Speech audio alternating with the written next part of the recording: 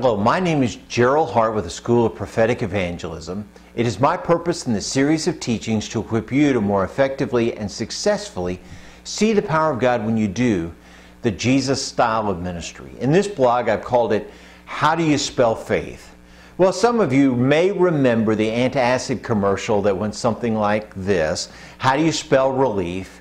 R-O-L-A-I-D-S. Remember that commercial? Well, let me put a little twist to that. How do you spell faith? R-I-S-K. My spiritual mentor was John Wimber. He used that phrase, how do you spell faith? R-I-S-K.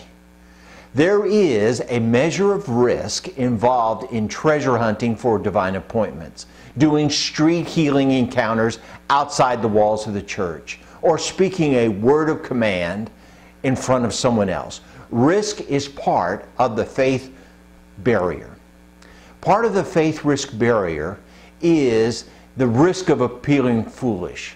Will the person misunderstand? Will the person at some measure reject me? What if nothing happens? What if you think that you have a name that the Holy Spirit gave you and you call out that name in a treasure hunt, divine appointment, only to discover that you got it completely wrong?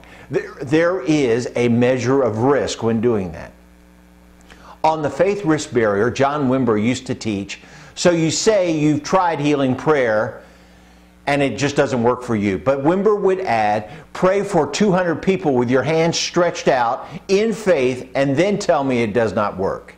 I've heard the story about the healing ministry of Todd White. He says he prayed for 500 people, 50 people a week for 10 consecutive weeks, 500 people before he saw his first healing.